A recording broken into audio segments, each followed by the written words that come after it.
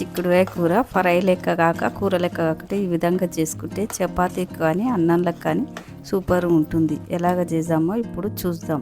ముందుగా చిక్కుడుకాయ చుంచుకొని చిన్న చిన్న ముక్కలు చేసుకొని ఉడకబెట్టుకొని నీళ్ళు వంపుకొని ఇట్లా ఆరబెట్టుకోవాలి. ఆరబెట్టుకొని ఒక చిటాకు పచ్చిమిరపకాయలు 2-3 ఉల్లిగడ్డలు ముక్కలుగా చేసుకొని పక్కకు పెట్టుకోవాలి. స్టవ్ పై కడాయి పెట్టుకొని అందులోకి 1 కప్పు పల్లీలు వేయించుకొని ఈ విధంగా వేయించుకొని అందులోకి ఒక 2 చెంచాల నువ్వులు వేసుకొని చిటపటలాడుతుండగా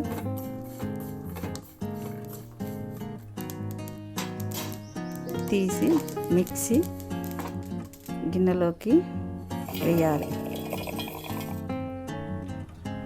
మళ్ళీ కడాయి పెట్టుకొని 1 చెంచా నూనె వేసుకొని ముందుగా ముక్కలుగా చేసుకున్న పచ్చిమిర్చీలు అందులోకి మంచిగా చిటపటలాడేటట్టు వేయించుకోవాలి.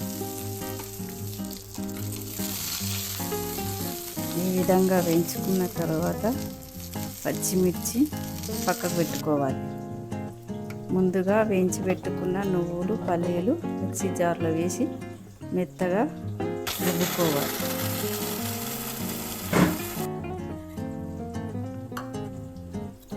అందులోకి వేయించి పెట్టుకున్న పచ్చిమిర్చీలు వేసుకొని మిక్సీలో కచ్చపిచ్చ దంచుకోవాలి.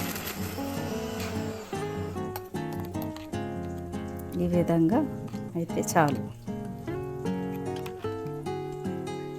తర్వాత స్టవ్ ముట్టించుకొని స్టవ్ పై గిన్నె పెట్టి గిన్నె వేడెక్కిన తర్వాత ఒక 2 చెంచాలన్నర నూనె పోసుకొని నూనె వేడెక్కిన తర్వాత మనం ముందుగా చిన్న చిన్న ముక్కలుగా కోసుకున్న ఉల్లిపాయలు అందులోకి వేసుకొని మంచిగా కలుపుకొని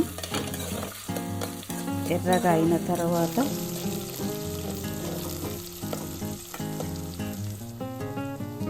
ఒక 2 చెంచాల అల్లం వెల్లిగడ్డ పేస్ట్ వేసుకొని 1 చెంచా పసుపు వేసుకొని మంచిగా కలిసేటట్టు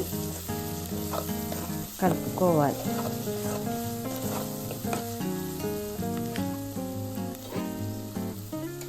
తర్వాత ముందుగా ఉడకబెట్టుకొని ఆరబెట్టుకున్న చిక్కుడుకాయ ముక్కల్ని అందులోకి వేసుకొని మంచిగా కలిసేటట్టు కలుపుకోవాలి.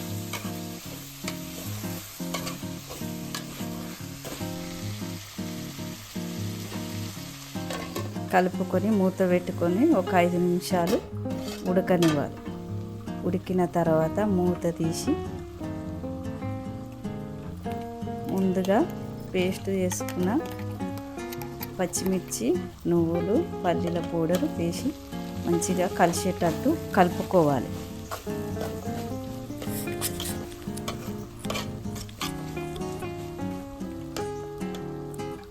కలుపుకొని మళ్ళీ మూత పెట్టుకొని ఒక 5 నిమిషాలు ఉడకనివ్వాలి. ఉడికిన తర్వాత మళ్ళీ ఒకసారి కలుపుకొని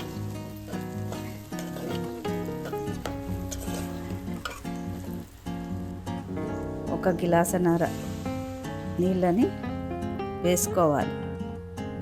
వేసుకొని మళ్ళీ కలుపుకోవాలి.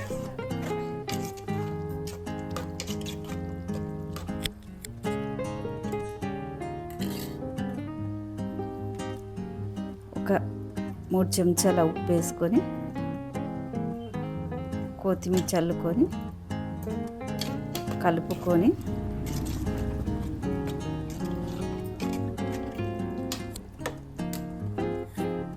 మూత పెట్టుకొని ఒక 5 నిమిషాలు ఉడకనివ్వాలి. ఉడికిన తర్వాత ఈ విధంగా తయారవుతుంది కూర.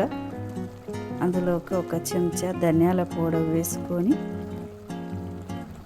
కలుపుకుంటే మన రుచికరమైన చిక్కుడుకాయ కూర తయారవుతుంది. చపాతీలో కానీ రైస్లో కానీ సూపర్ ఉంటుంది.